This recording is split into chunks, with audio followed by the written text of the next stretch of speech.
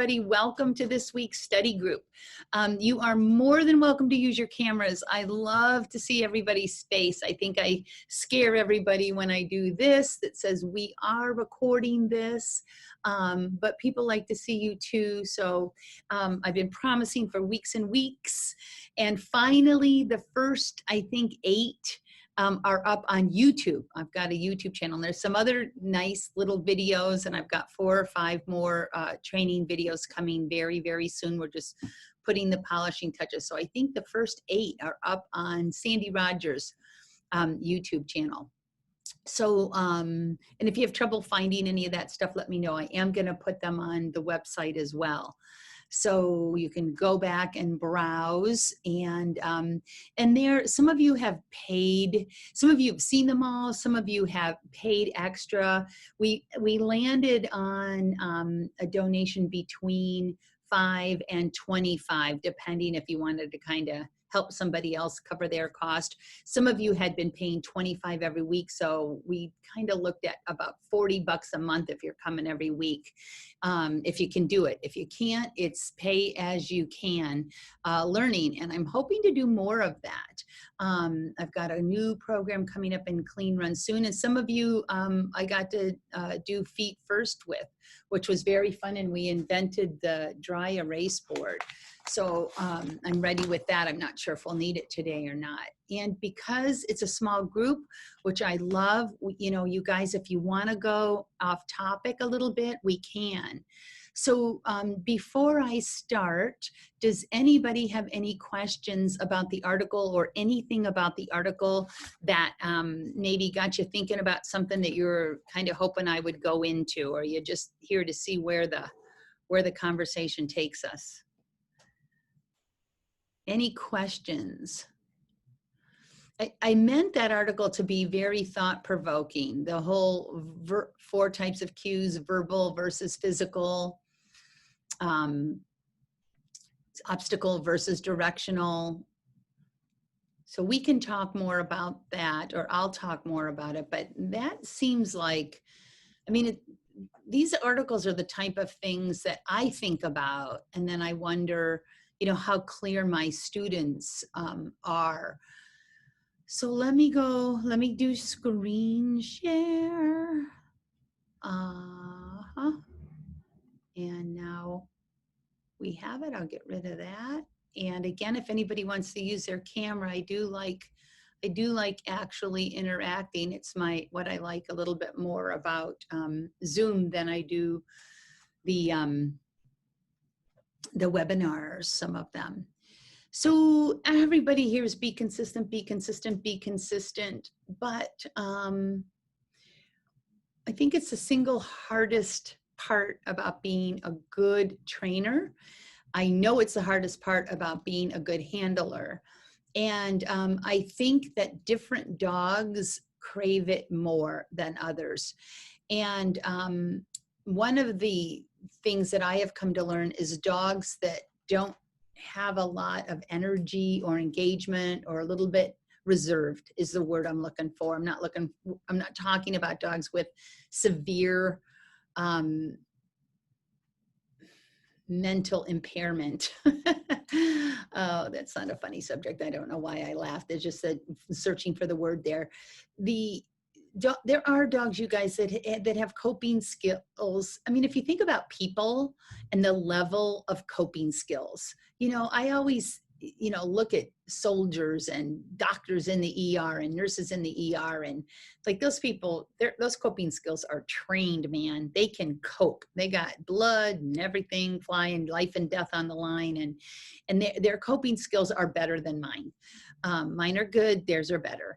And then there's people that just can't really cope with anything. I mean, our society is plagued with people, and dogs, I believe, fall in that range as well. So I'm talking dogs that have no coping skills should probably be spared agility, but there are some dogs who lack some coping skills that agility actually, you know, helps with, because it builds confidence.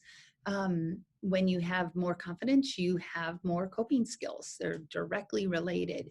So I find that folks that are working with these dogs have a tendency to want to,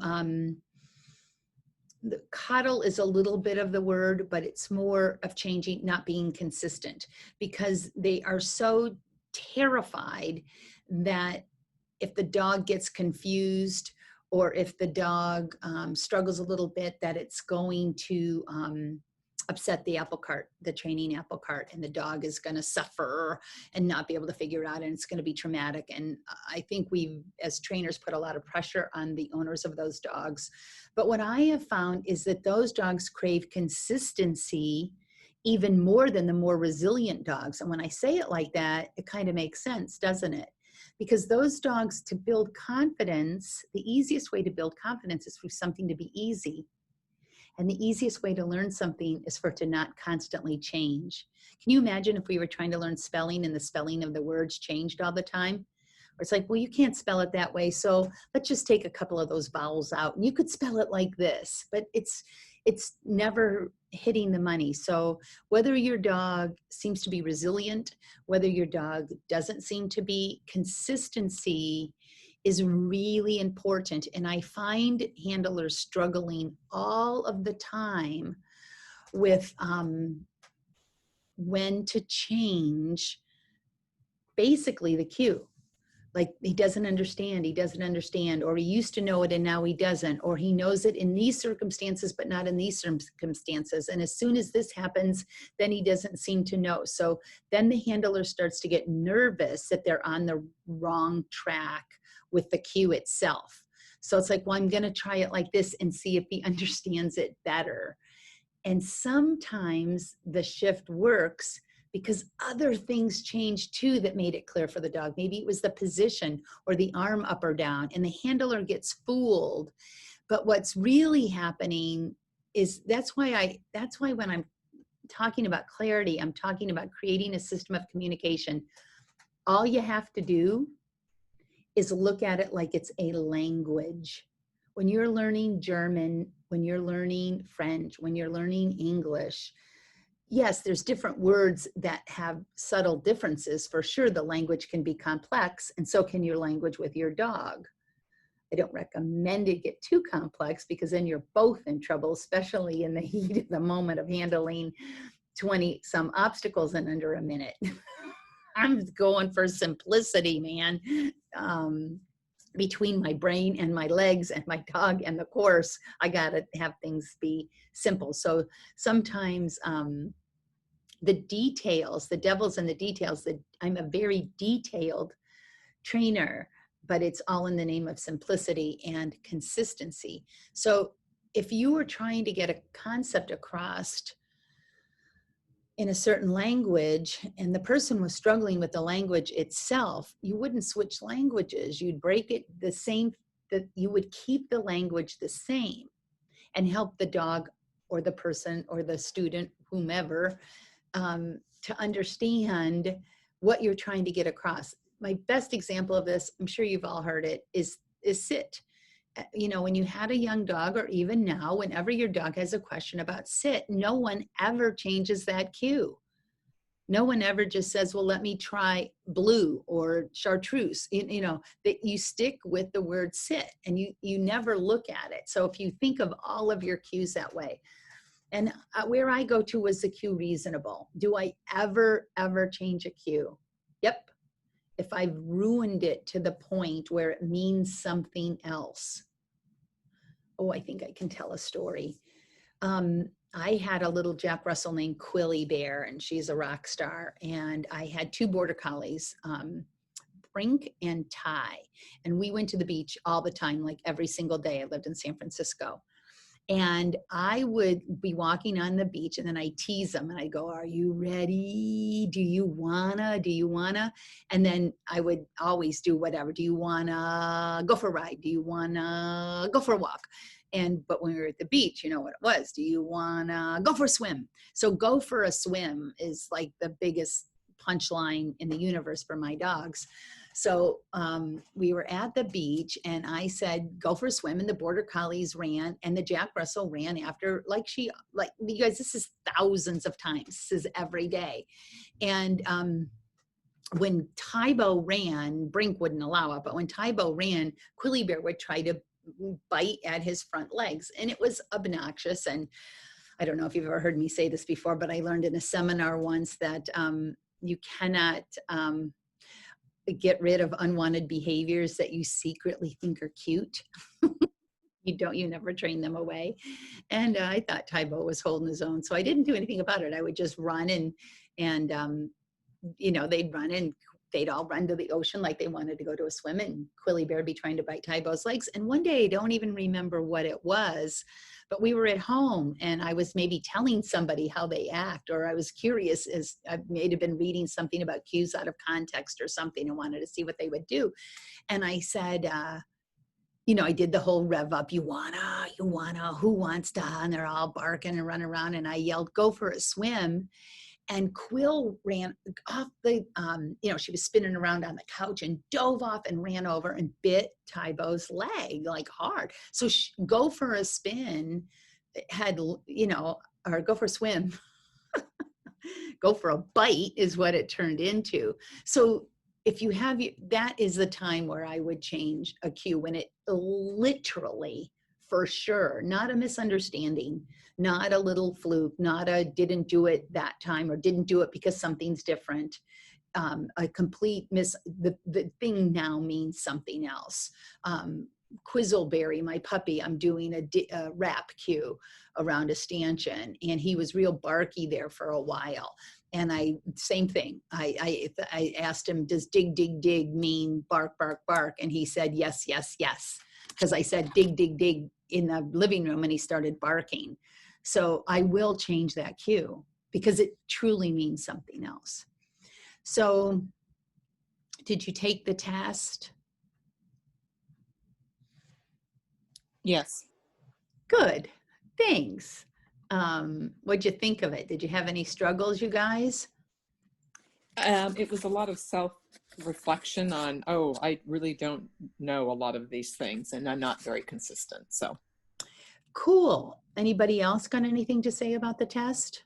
I took it and I wanted most of the time as one of my options. I get every one of these I take at a doctor's office, I yell at, and I'll write in the margin, there's the option. Most of the time should be on there. I agree. I had the same thing. I actually changed some of mine most. Oh, okay. Okay. All right. So we need 5. That's just all there is to it. Because what I really thought for me, Sandy, was all of the time to the best of my ability, realizing it actually isn't all of the time, and therefore defaulted to most of the time. Yeah. Yeah. Most of the time. So let's look at this a little. Anybody else want to say anything about that?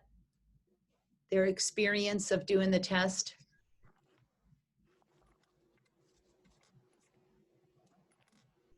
I mean, it wasn't that long ago that some of this stuff I would have said, I do not consider this when I handle.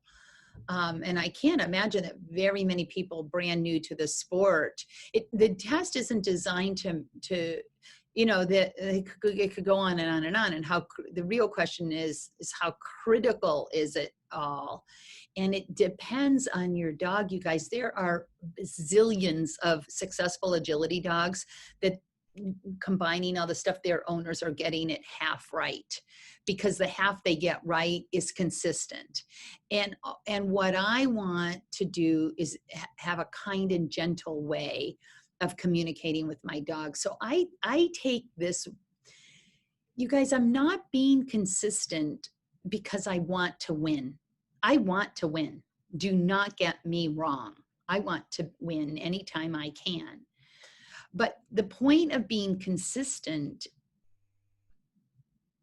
is the intention to be as kind as I can to my dog, because he is, at the end of the day, another species. I mean, think of how often we get screwed up in our own conversations, and so I really take it not as a, you got to do this if you want to gonna win, and you got to do this if you want a cue, and you got to do it. You got to do it because, to me, The entire point of agility is to have this dog understand what I mean to such a high level that he's comfortable enough to have fun, that he can actually relax and run and enjoy himself and know what's coming next.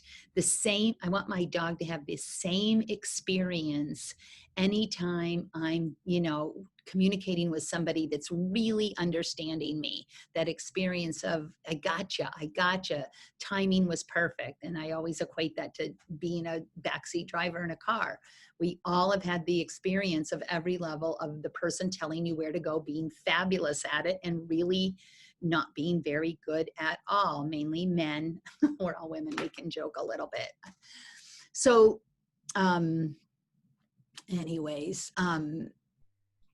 yeah, we do need the other box here.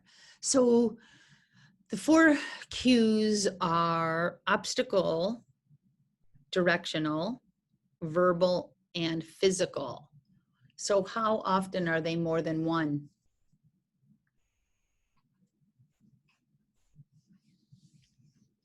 A lot. Yeah, maybe almost always. Yeah. I guess your verbals could be, your verbal is always going to be an obstacle or a directional, for sure. So I think it could be they're all, I've gone here before in my head, and I thought after, like 5 days of thinking about it, came up with the exception, which I'm not going to do right now. If I do before we're done, I'll let you know, but I think they all have 2. So you guys, one of the places I want to go here is using an obstacle to create a turn. So this is a place that I go. I have a friend that we chat about this from time to time. If you have a turn, oh, I can draw on the board. So this would be a classic. So say you have a tunnel. I have to stop screen sharing. Okay. Can you see? Yes. Okay. So say you have a tunnel, and the poles are here, and you're on this side of the poles, and your dog is weaving. So this is a bad example because the dog would exit straight to that tunnel because of the exit of the weave poles. So a lot of people, so this would be the timing for the dog of the next command when the dog is here. As soon as the dog's nose is over the base of that pole, and a lot of people, and now in this case, the handler can be on either side, it's not relevant, so I can actually, let's make it relevant. So a lot of people would just yell tunnel because the tunnel's right there. The dog had to pass it to get there. I won't. I'm either, because you guys, on another day, there could be a tunnel here. And I also never want my dog turning off of me or cutting across the front of me because they hear an obstacle name. And here's the reason for that. And I'm going to sell every single one of you right here and now. How many of you have never said the wrong obstacle name?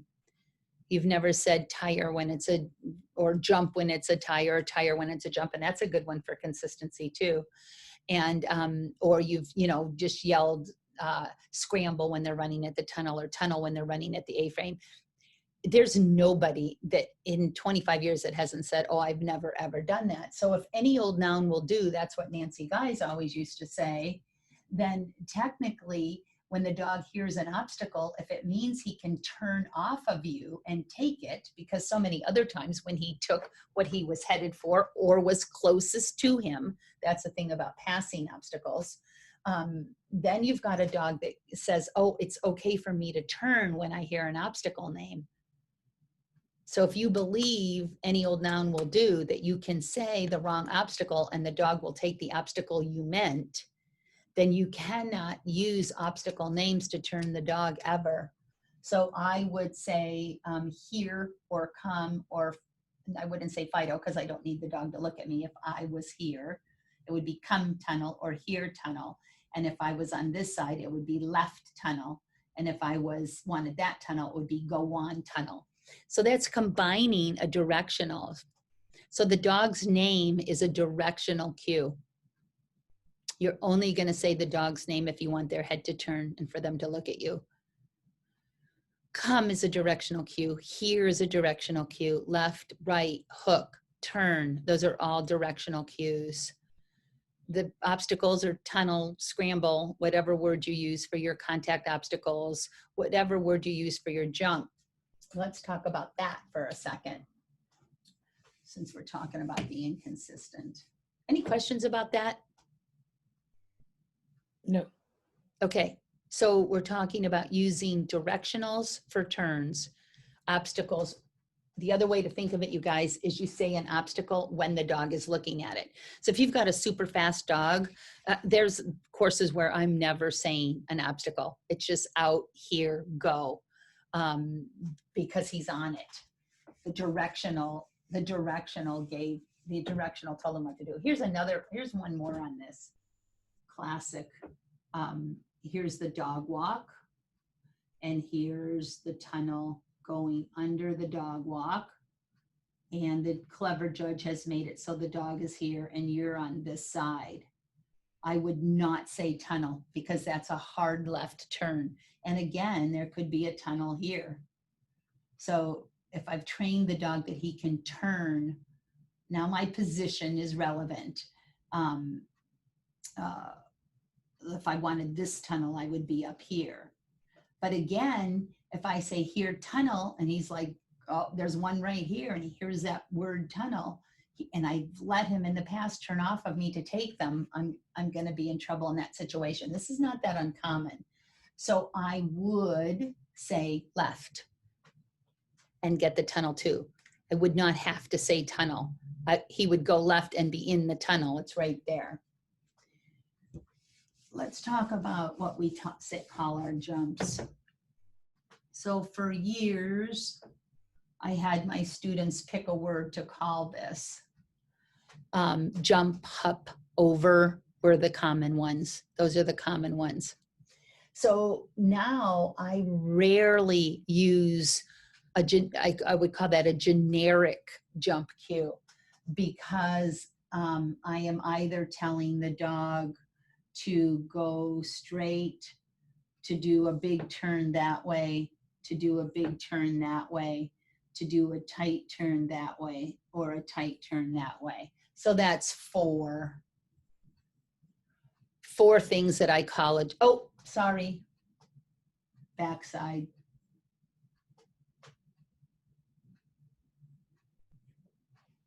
So I'm rarely calling a jump, hop, or over. The time that I will do it, questions here? So what I'm saying is I have different verbal and physical cues. So I'm not often calling that jump anymore. It's sort of like it's a parlor trick, you guys. Like if I play this all the time, I love it. I'll just stand, anywhere here on this and call out these. So like it's a parlor trick at a party, telling him what to do. I use a generic for the back. But now that you've asked, I have one that means go back and go that way, and one that means go back and go that way. I forgot my back in my switch. Okay, no more, I promise.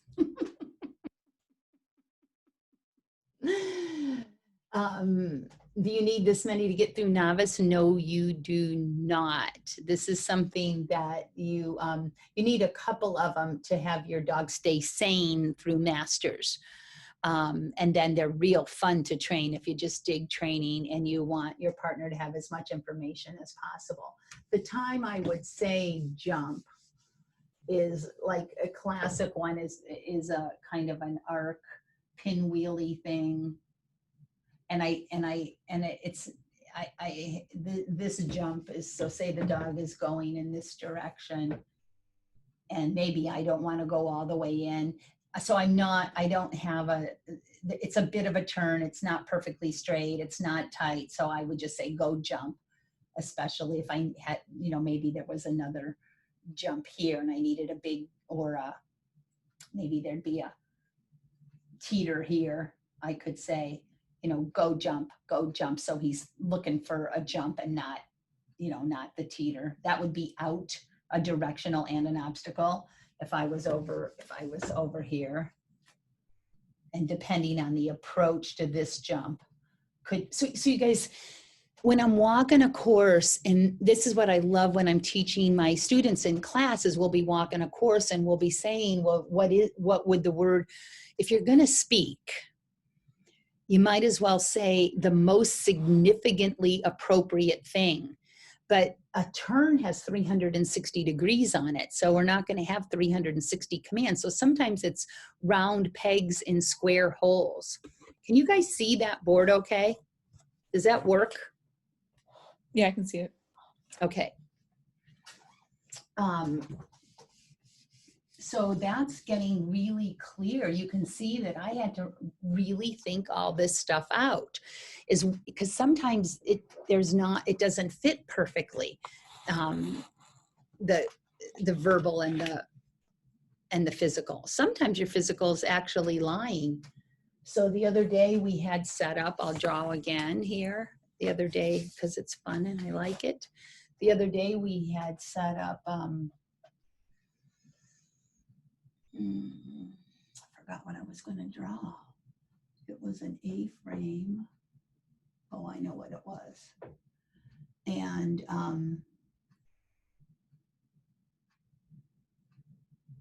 we wanted. It's a little harder to hear you when you're turned around. Thanks. Thank you for that. I was mumbling. So the dog was coming from over here and he was going to this jump.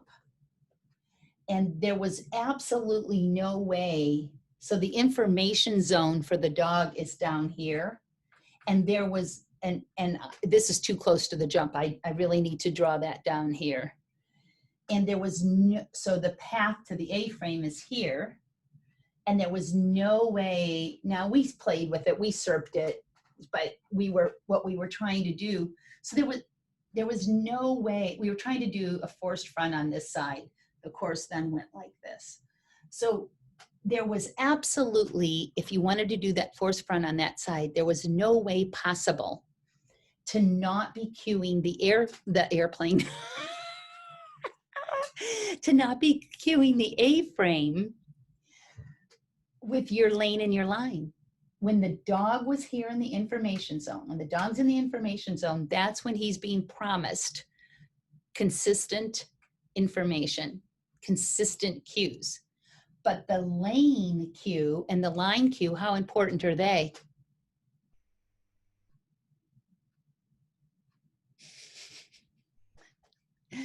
You're smart, Gwen. That's cute. That's really, really cute.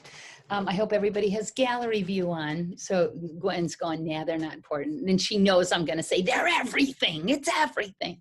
So if you said, what's the most important cue? I would say motion. So I think somebody asked me that the other day. So now when the dog needs to know what's next, there's no way for the handler to not be traveling at a high rate of speed, which means extend over this jump, buying the A-frame, paralleling the path, buying the A-frame. So what people do is, I don't know exactly if they didn't recognize it in the walkthrough, or they haven't planned exactly how they're going to tell their dog that that's a lie. But I tell Tuxedo when he's in the information zone, if my lane and my line are lying, I'm in a lane that's lying and the line is set to off-course obstacle, I do things. I bring up my offside hand and I talk in a very serious voice. Talk, it's a lie. Don't believe it. Don't believe it. So I have a plan for what to do in that situation. So knowing when you can't be, that's a lie. When you can't, and you've got to have a neon sign that says, warning, warning, warning, it's not what you think, it's not what you think. But all of that has to happen on approach. Sandy, just out of curiosity, can you go back to that? And I understand you don't have all the space to do the correct information zone or not, but why can you not be paralleling the correct path, but at the information zone, then change your course to set the backside? Because you'll run into that jump. Okay. You're not allowed to jump the jump. Yes. So as the dog is taking this jump, you're paralleling the path because you want to get on this side of this jump as soon as possible. You aren't staying on the landing. You're not staying on the landing side of that second jump? No, because the course goes up here. Okay, So just I have to be on takeoff. Yeah, I have to be Yeah. on takeoff side of that jump. Yeah. Okay. We did play with SERPing this. Yes. They were going to a tunnel under this A-frame. So to run around this side of the course, Yeah, that would completely we made it work surprisingly well. Christine, did you do that? I think I did. Yeah, I think I think I was able to do that. this was a but- couple of weeks ago. Yeah, Loretta's not a big dog, so. And I think- she's got handler focus, and probably with a corgi, the A-frame is probably not their most very, very, very, very favorite obstacle. No. You guys, my information zone will change based on the dog's personal affection for what I'm lying there taking. He's going to know further down here that you can't have that thing you love. If it's something he's not, although Tuxedo's pretty crazy about them all. And the other thing, you guys, is my lane and my lines are sacred. So once I've set a line, this training of telling him there will be, because I didn't want to have to use decel. See, decel, if I slow down here, there's no way I'm going to make that. So I had to have a way. And what is acceleration cue on a jump? If I accelerate, extension. Go on extension. If I'm running hard, that means we're not stopping. If I'm stopping, that means we're stopping. That's what I want. So there's times where, and even though he's not stopping, he has to collect a turn. So if I'm running full out and I'm paralleling the path, because this jump's in my way, I can't run over here. And that's why some people did like the SERP, even though they had more yardage to run that way. Questions about that? The information zone, I say this all the time, but I'm going to say it again, changes on every course depending on the dog. The obstacles placement, if they're on a corner of a course, it's different. If they're going into a big chunk of what I call candy, where there's a bunch of obstacles, I may have to be telling that dog, you guys, it's exactly like if you were driving down Highway 1 or any windy road, for those of you that don't know how windy Highway 1 is, and you said, okay, I'm going to drive down Highway 1 next week. Can you tell me how often and how much to brake? I mean, you'd have to say, are you in a Mack truck? Are you going 10 miles an hour? Are you in a Mack truck going 80 miles an hour? Are you in a Ferrari going 200 miles an hour? I don't think they go that fast. Maserati. So I could never tell you, and be wary of anybody that tells you the information zone is 10 feet in front of the jump. This is between you and your dog, and it's ever evolving. And the fun part about agility is it can't be mastered. It's like golf. So, I'm just executing a plan when I'm out there. I've made my determination of where my information zones are all around the course. And I've decided when my dog hits that spot, I'm going to do this. It's sort of like a, you know what it's like? It's like the dog is cueing me. When he's there, I'm going to do this. When he's there, I'm going to do that. When he's there, I'm just watching the dog arrive to the point. Bing, bing, bing, bing, bing. And then it works or it don't. Because I've already planned where I'm going to be next. Questions about this? Okay, I'm going to go back to sharing the screen. So I think that that's going to give you an idea. So when you guys, you should be able to say, I should be using a physical cue or verbal cue. When do you use a physical cue? Simple, simple, simple, simple, simple. This one I can tell you. A little bit different for tiny dogs than big dogs, but you are X number of feet ahead of the dog. For a border collie, I used to say 12. For Tux, I would say 12. It's probably more like 16 to where I could do a front cross and still create an opportunity for him to accelerate. So how far ahead? If you're right at their nose, it's not. If you're this far ahead of their nose, it's not enough. So when you're walking a course or working on a sequence, decide so that you're saying, I always know, all of the time I know if I should be using a physical, a verbal, an obstacle, or a directional. And I hope I just told you the answer to all of them. And then the best counterpart for every physical cue, and this isn't something that you could learn and know forever either, because with the courses being different all the time, you know, when to use here, because I only have, so let me show you something. Oh my God, it's not like it's the end of the world to hit 2 buttons, is it? Don't get lazy on here or nothing. So what I'm telling you is, and then your next jump is, whoops, one of these. So you got to have a cue when the dog is on the, this is your jump that we're, our start jump. This is the information zone, which might be here for the Corgi and here for the Border Collie. And you've got to be able to cue this amount of a turn and this amount of a turn and this amount of a turn and this amount of a turn and this and this and this and this.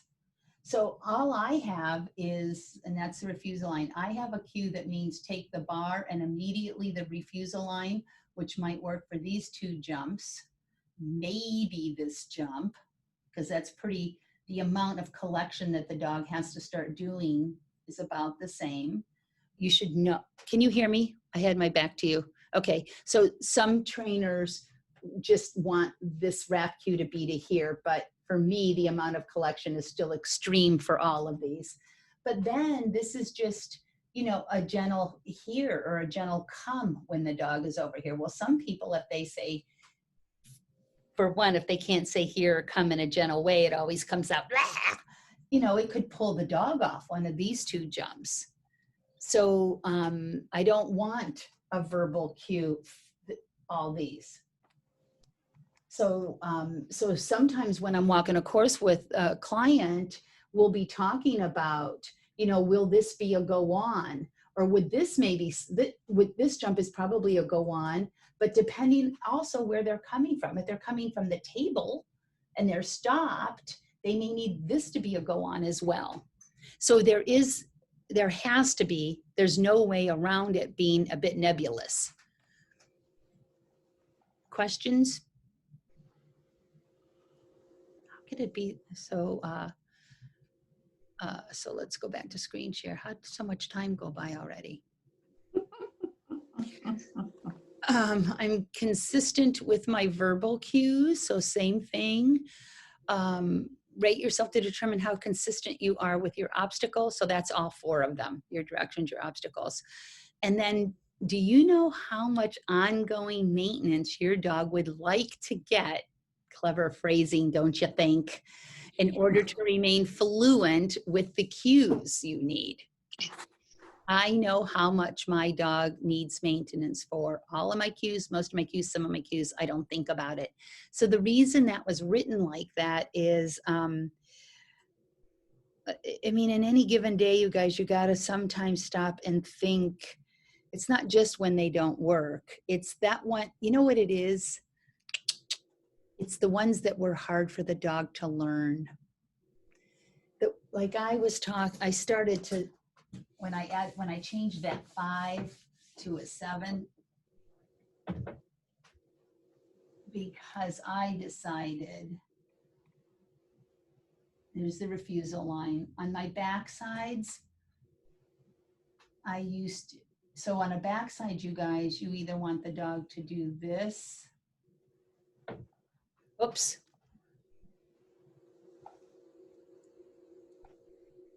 On a back, so here's the jump, here's the refusal line. You either want the dog to do this or you want the dog to do this. So what I did is and when the dog was hitting the information zone, I realized I was saying back, back, back for this one. And I was saying back, back, back, and then trying to get up here and cue the rear by saying left. So I'd be back, back, back, left. And that worked a fair amount of the time.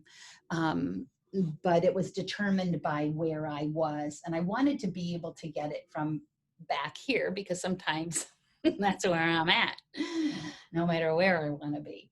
So I have taught a different word because this is not a lead change and this is. So now I have back, back, back, back, back, which means that. And I have switch, switch, switch, switch, switch. And for a while it had to be back switch, back switch, back switch, because he didn't know what switch meant. So this was hard for Tux to learn. And I think I'll just tell you why. Because I had always been in this general area for both. So if I was a little bit up here, he read this as a rear cross, which he should. It's rear cross principles. If I've lost you, it's okay, you guys. That's why you work with people that just say, just do this. But because I would make it more like a rear cross in his mind, it just, and so I said, okay, pal, I'm going to play it your way. If I'm up by the line, it's a rear cross. And if I want the wrap, I'll stay back. And we lived like that for about 3 years. And then poor dog, I changed my mind. I said, I want you to understand that no matter where I'm at.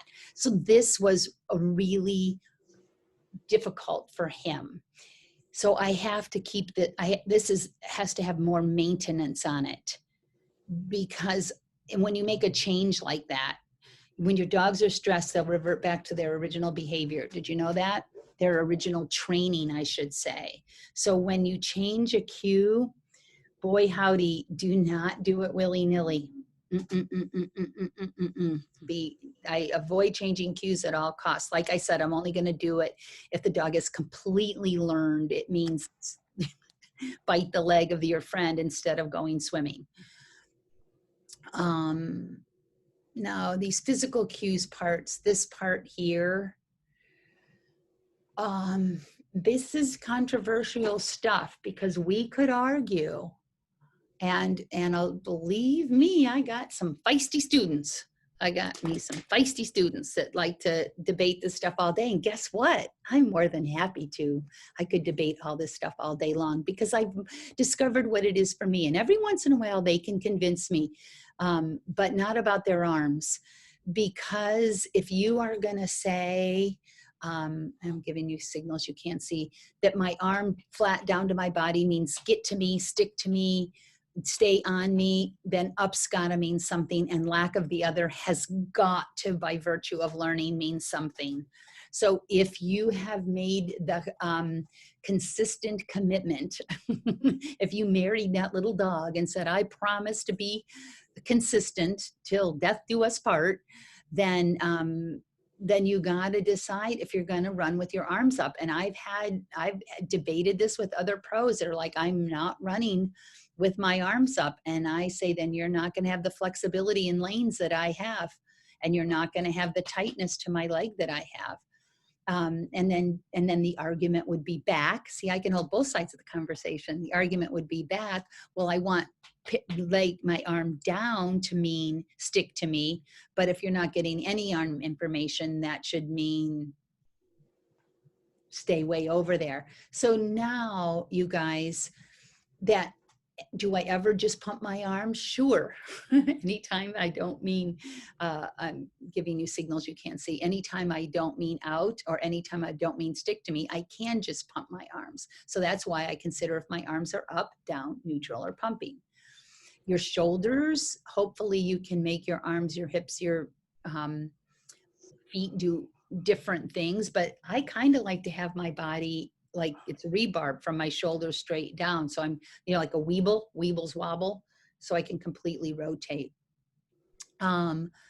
Consider the role of my dog side foot. That's mainly the send cue and the front cross. If you don't know about the footwork, the feet first. Maybe I'm better at 4 than 7. Video would certainly get that, but your onside foot, because my onside foot, if I'm stepping back, is what I do to start a front cross. So I got to have that foot forward if I want the dog to leave me, and if I want the consistent response. Hand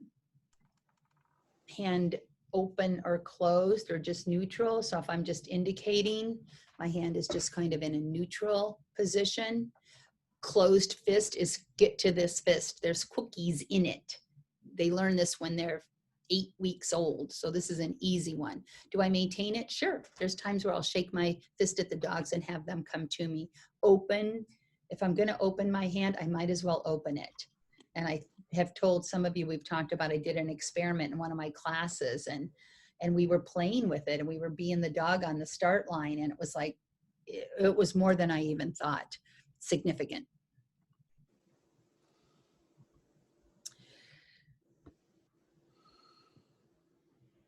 So we talked about directionals, and one of the other, we did left and right, and when to use a generic, when to use left and right. So if you have questions about that, left, right, hook, turn, you can find that. I don't remember what number, do I have that? It was number 15. It's not up yet, but it will be.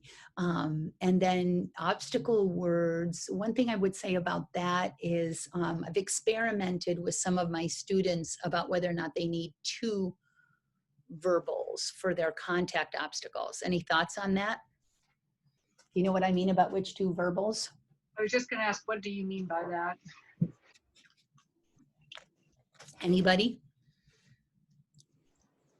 So I have the name of the obstacle, which I call them teeter and scramble, as my dog walk and my A-frame.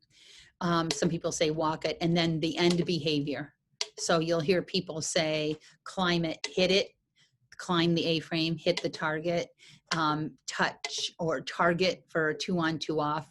And then some people will just use one word, and sometimes it's either or. They'll say walk it, and they expect that to mean find the thing, get on it, and do what I taught you to do at the end. They're not messing with 2 cues. And other people, I've got a few students that just use their end behavior. So they're saying touch or target as the name of the obstacle. So they're using 1 cue. So what's better? Which one's better? The one that works for your team? What one works for your team? Well, I think that depends upon the team, doesn't it? And how you've trained it and how you're consistent with it. Well, I don't know with that how you would know which one works for the team unless you experimented. And I don't know how that experiment would be conducted. I don't know how to do that experiment in a way that I would approve of it myself. Because if I've taught the dog, possibly with the end behavior, you could experiment the dog hearing it sooner and sooner and sooner. But I really believe that it's more about making the decision of what you can do. You guys, it's okay to do this. It's okay. The reason that this is because people have said, I can't handle 2, or they're late with the first one and they can't, that second one's got to be while the dog is moving, Because if you're saying your contact, this is a really good topic. When inconsistency, this is how inconsistency makes it accuse something else. Now, what happened with Quill and Ty at the beach wasn't about inconsistency. It was about consistency. It was about the behavior happening and the behavior being named, just like we taught sit first and then we called it sit. I taught run to the water and bite a leg while it's happening, and then I named it go for a swim. I didn't know it and I didn't want to, and I wished I hadn't, but I own it. So the, where was I thinking about this? Those dogs that are gone. Gwen, help me.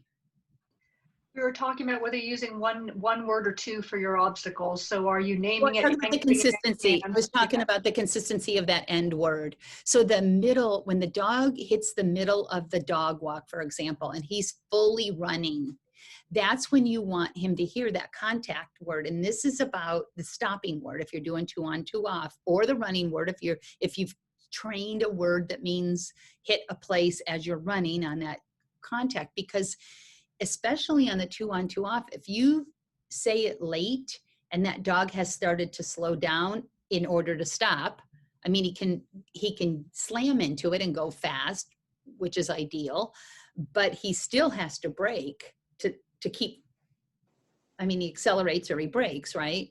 So if you're late, you'll be naming that braking, and then people will say to me all the time, I can't say it early, he'll stop, because they got mixed up about what that word means. So in my world, target or touch, the end behavior, the 2 on 2 off position behavior means accelerate to a place and then stop there.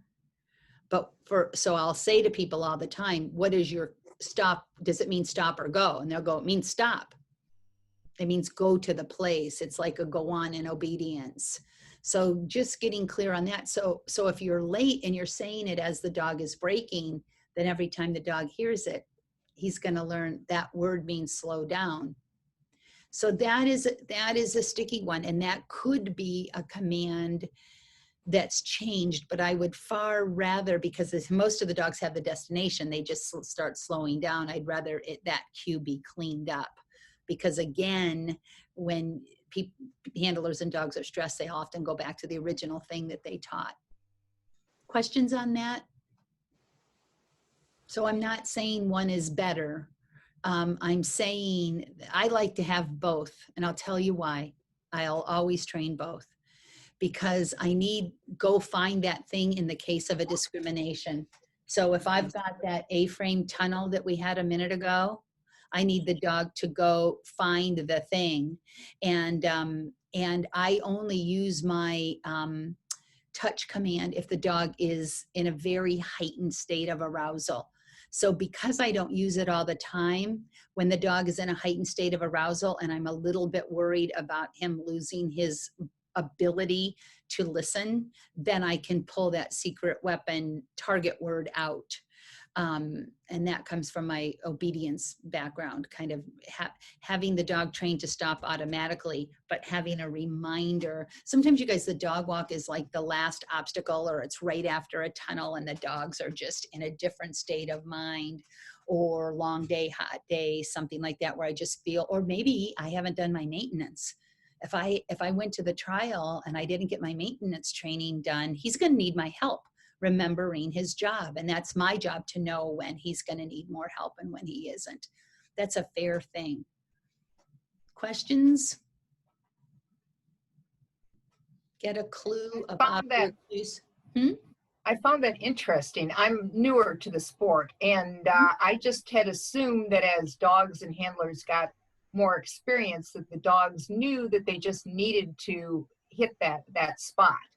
And now I'm hearing that even a very experienced dog and handler could still need help making sure they hit that contact on those obstacles. The contact behavior is and that's why I have that program with Clean Run. And if you did the webinar, you would see that the lengths that I go to keep that behavior, because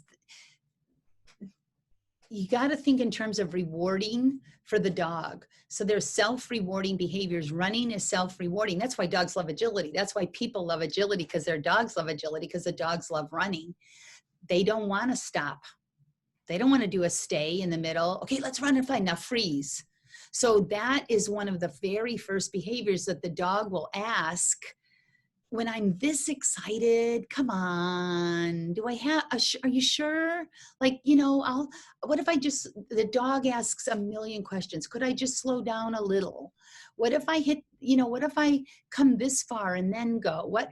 And if the handler isn't clear with the dog, in trial, the dog starts going, oh, I get it. We'd have to do it just that certain way in training, but not in trial. And the other thing that happens is when the handler isn't maintaining the dog. Here's the thing about handling, and I won't keep you guys long. When we handle in specific, significant ways. And our dogs are absorbing all of those things while we're handling. So they're learning when she's there, she's always going to release. So if she passes me on the dog walk, she's always going to release when she's X amount past. So they start thinking that their job is about your position or what you're saying. And that's what that whole webinar is about, is all of the reasons that dogs lose that trained behavior naturally during sequence and coursework. Even if they're getting paid enough, they have to be told that, and the other thing is we release them after a certain amount of time. Good boy, go. Good boy, go. So what happens when they hear good boy? They go. So you have to have a maintenance program that teaches them, hey, even when I say good boy, you can't go. And I know some of you are familiar with that program, and it's pretty extensive. Yes, to keep reminding to maintain the behaviors. It's just like us. We have to work a little harder to maintain behaviors that are not easy for us than we do for the behaviors that are easy. You know, we don't have to build, we have to build directional cues in tunnels, but we don't have to build a lot of love for the tunnel itself. So yes, Amy, it's really interesting. And if you think about every single command that you've taught your dogs, you will know that some of them, the dog learned way more solidly from the start. And you got to keep those behaviors easier than others. So recall, I mean, most dogs every 4 to 6 months until they're 3 have questions about the recall. And if it's a terrier, it's every 3 to 5 months for their entire life. Where they'll say, we're not still really doing this, are we? We're not, the deal's still not on, isn't? So maintaining them. But yeah, it isn't like you get behaviors and then you get to keep them forever. Not like that. Just like weight loss, just exactly like weight loss. You can lose the weight, but you got to keep it off.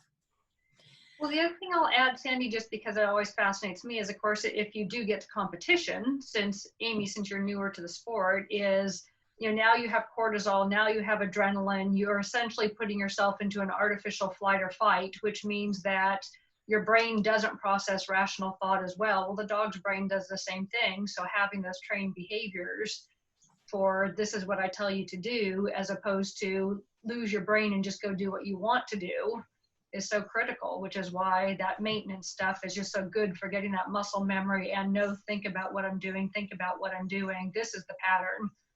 Yeah, and what you want to do when I can't think. And that's exactly what we were talking about too with the coping skills is, you know, you guys, people astonish me when they're astonished about, well, he knows it so well. And it's like, you guys, if you were at a car accident scene, could you do math problems? Like if somebody just handed you, I mean, that's what I'm talking about that's what training means. And I just put a thing up on YouTube called the 3Ds, and it's a short little video about training, and you check it out. And it's like, why, when we're making duration, distance, and distractions, while we're making one harder, why we have to make the other 2 easier. But that all of that adrenaline, and people, my students, you guys, the looks on their faces when they're handling, they don't look like mama Fido's mama at home. You know, there's like, some of them look like really terrified or really, you know, and if the dog is sensitive to the handler, like Gwen said, all of that emotional interaction, the dogs stay, you know, and the dog's either pumped up or scared.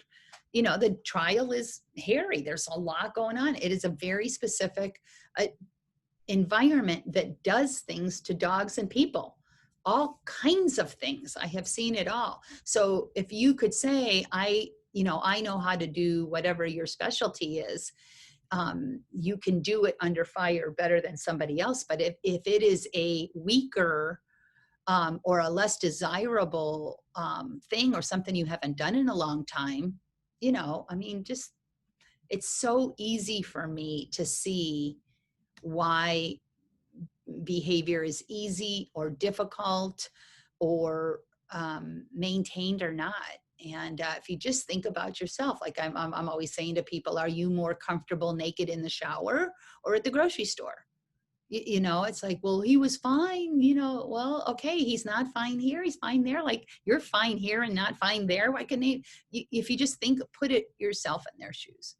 So, yeah, I learned all kinds of songs when I was a little girl that I don't know the words to now. But all the ones I sing all the time, like the Cinderella Work song, I know all those words.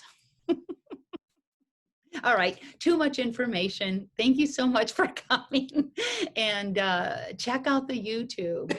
Thanks, Karen. Thank you, you guys. Hey, where is Thank the you, YouTube? Sandy. Do you put that on your Facebook page, or where do you, how do we know when you have posted We something? just got them up. I'm gonna start talking a lot more about it. We just got them up this week. So you guys are the first to know. Hey, before you guys go, did anybody get their issue of Clean Run, their digital issue of Clean Run today? Not me. No. Did it come out?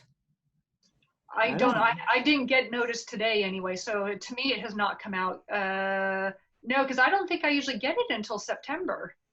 I mean, as far as I wouldn't expect it quite yet. Be sure and read the editorial when you get it. All right. Catch Thank you, later. Sandy. Thank you so much. Thank you, Sandy. Thank you, Christine. Bye. Bye. Bye.